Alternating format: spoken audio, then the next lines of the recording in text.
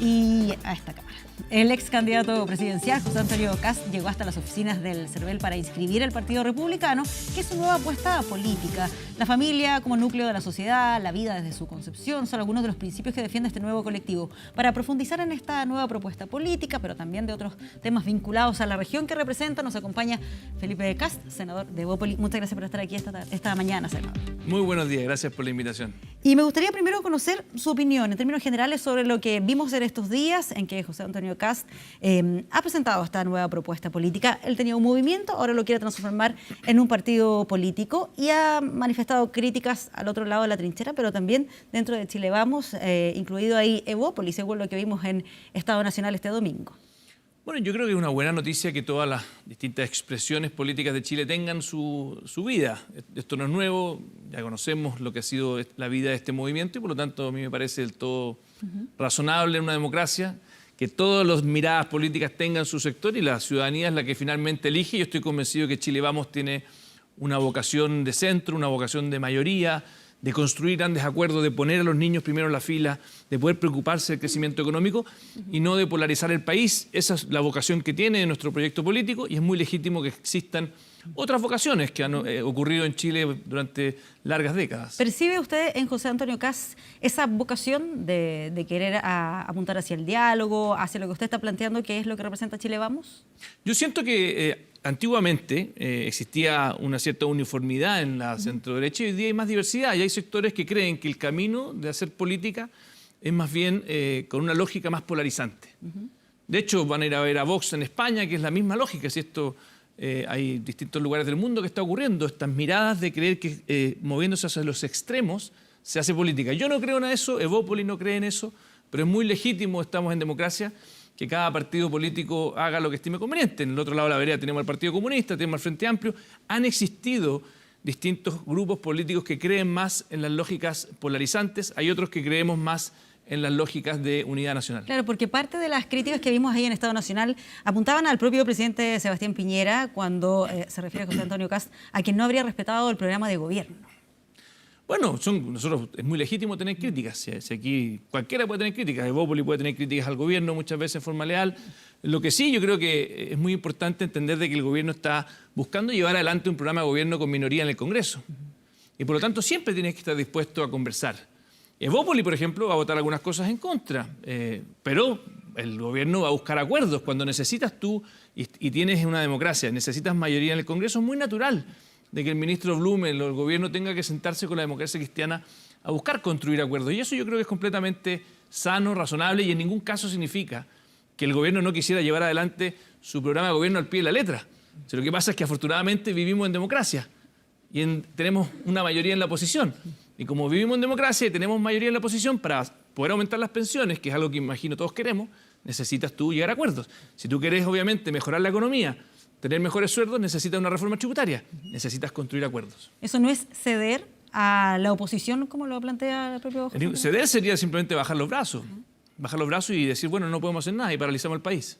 Yo me imagino que ningún chileno quiere que paralicemos el país, que no tengamos aumento de pensiones, que no tengamos una reforma que permita activar la economía. Y por lo tanto, en ningún caso creo que el gobierno esté traicionando sus principios, sino que al contrario, está tratando de efectivamente levantar a Chile todos juntos. Claro, eres demasiado purista, le decía Hernán Larraín, presidente de Evópoli, a José Antonio Kast, precisamente por esta negativa a ceder en ese tipo de aspectos, el 4% de la AFP, por ejemplo, al ente público. Lo que pasa es que cuando en el pasado tuvimos el caso de la concertación, por ejemplo, don Patricio Elwin fue el primer presidente, gobernó para todos los chilenos. Y la concertación, más allá de las críticas que uno puede tenerla, yo nunca voté por ello, tal vez era muy chico en esa época, pero gobernó para todos los chilenos y efectivamente generó un ciclo político que fue virtuoso para Chile. Los chilenos cuando nos hemos unidos nos va bien, cuando nos polarizamos y nos separamos nos va mal. Entonces yo creo que la nueva mayoría se equivocó. En el segundo gobierno de la presidenta Bachelet sumaron al Partido Comunista, se fueron a la extrema izquierda, empezaron a gobernar con aquello que nos divide, no con aquello que nos une. Y eso empezó. El Partido Republicano, tal como lo que vimos el domingo, ¿apunta a la unión o a la división? Por eso te voy a responder al tiro. Por eso creo que yo que la concertación perdió todo su apoyo popular, porque se fueron a la extrema izquierda. Yo lo que te puedo decir es que Chile Vamos no va a hacer eso. Chile Vamos no se va a ir a la extrema derecha. Chile Vamos va a mantener su timón. Nosotros ganamos con el 55%. Y eso significa que hubo mucha gente que en el pasado probablemente estuvo con la concertación que en el pasado no se sintieron cercanos a la centro-derecha y que está confiando en nosotros. A esa gente no la vamos a defraudar.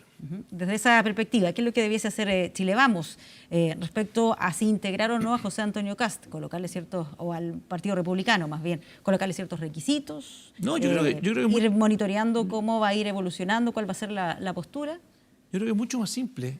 Son ellos los que tienen que decidir qué es lo que quieren. Si quieren seguir el camino de Vox de España, que es moverse a la extrema derecha, o si quieren sumarse a un proyecto diverso y colectivo, inclusivo para Chile, como es Chile Vamos.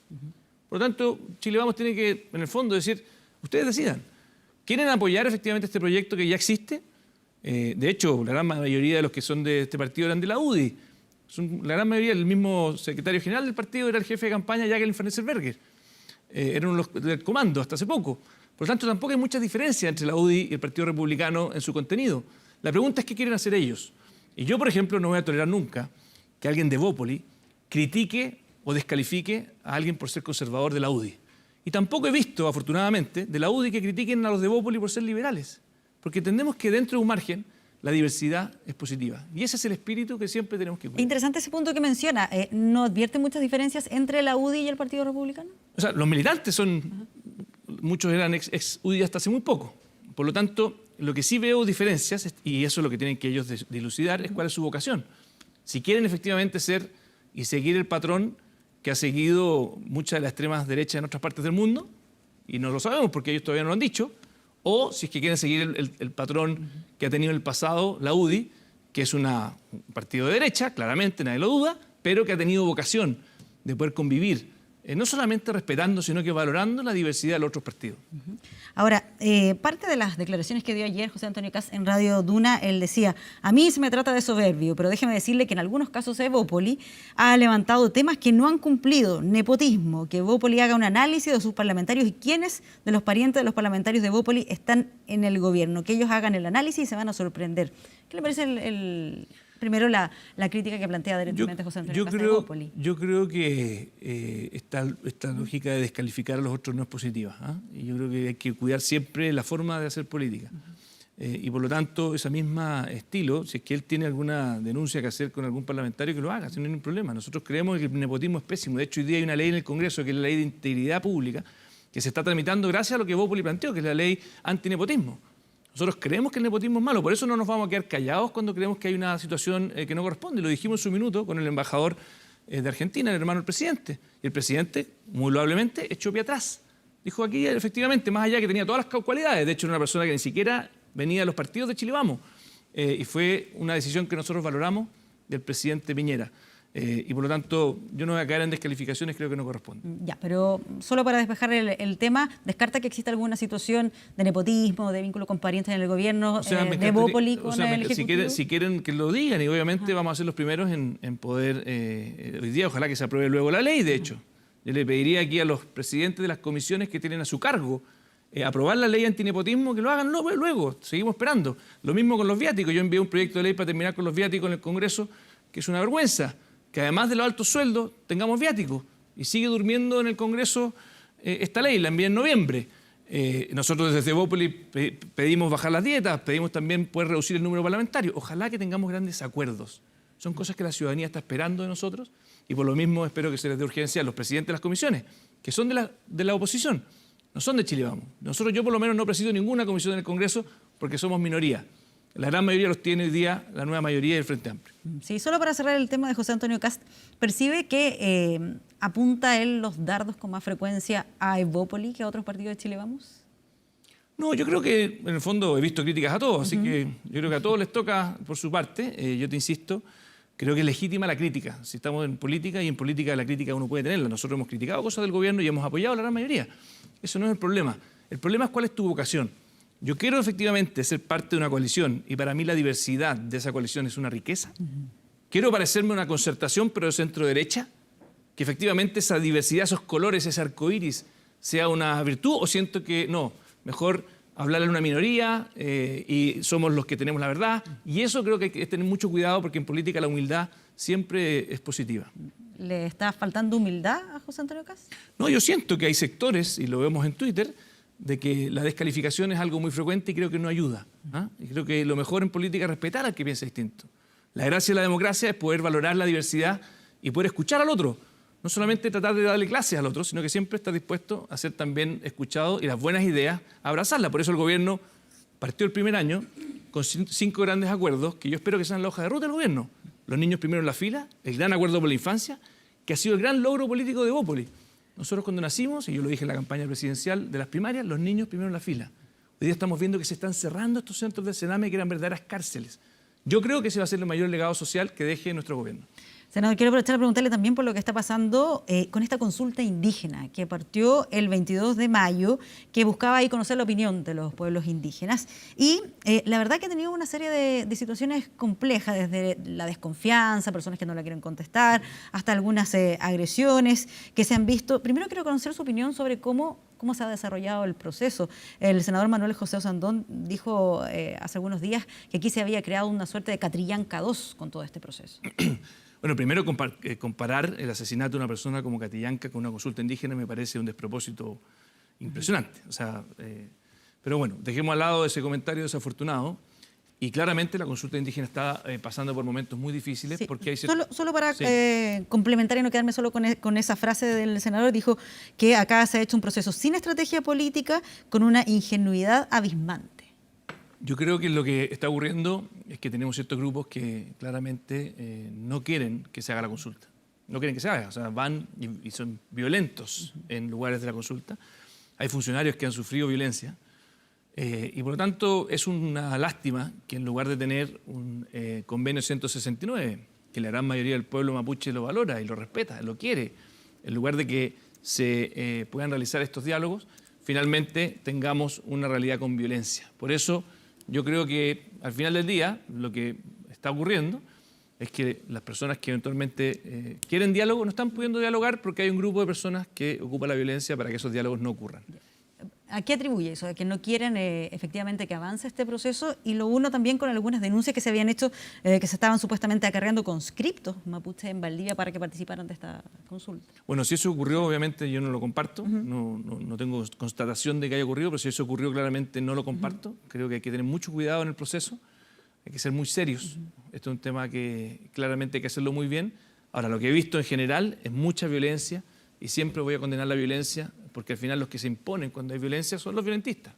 Y la gran mayoría del pueblo mapuche que no es violento, que jamás ha elegido a esos violentistas para que los representen, muchas veces se ve opacado, se ven invisibilizados sus demandas que son legítimas y son completamente pacíficas por estas personas que ocupan la violencia. ¿Cree que se comunicó de la manera más adecuada esta consulta indígena? Lo digo porque leyendo algunos comentarios hay quienes tenían dudas respecto a que con esto se iba a habilitar que las tierras mapuches se pudiesen vender a privados, que habían ciertas ideas que con contestar esta consulta indígena se iban a producir ese tipo de situaciones.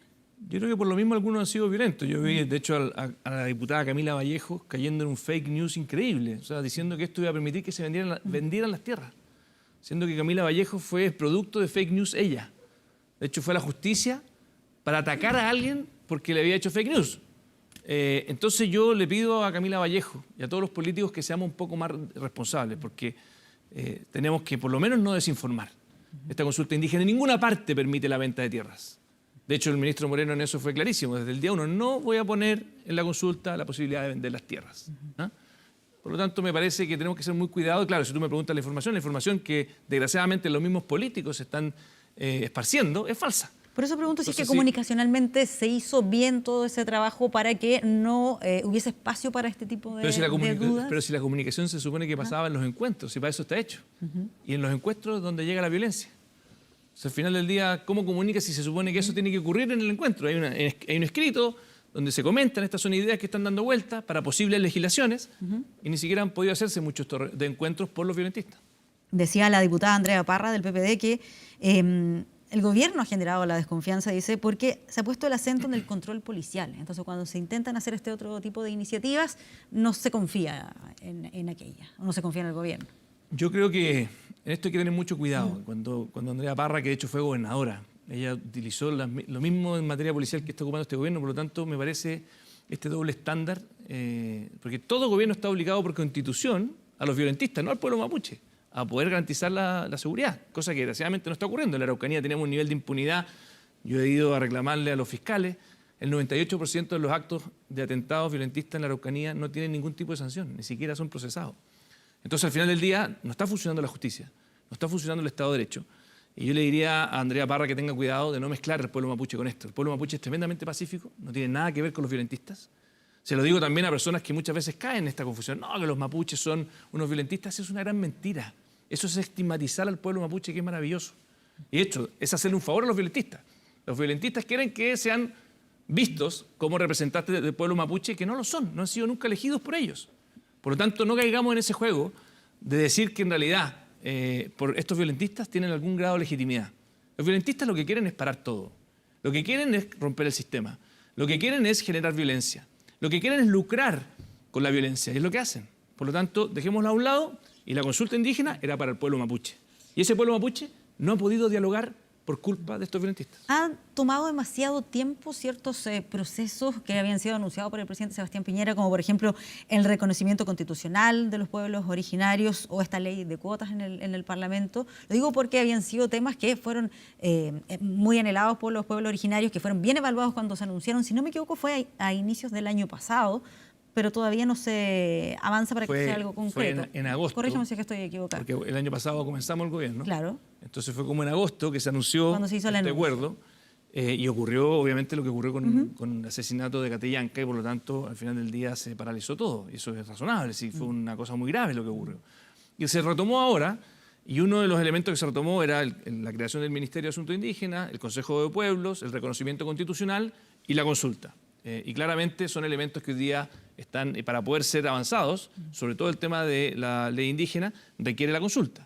Los otros temas están tramitándose en el Congreso y pueden avanzar con más celeridad. Bien. Senador, muchas gracias por habernos acompañado acá esta mañana y conversar con nosotros sobre todos estos temas. Muchas gracias por la invitación.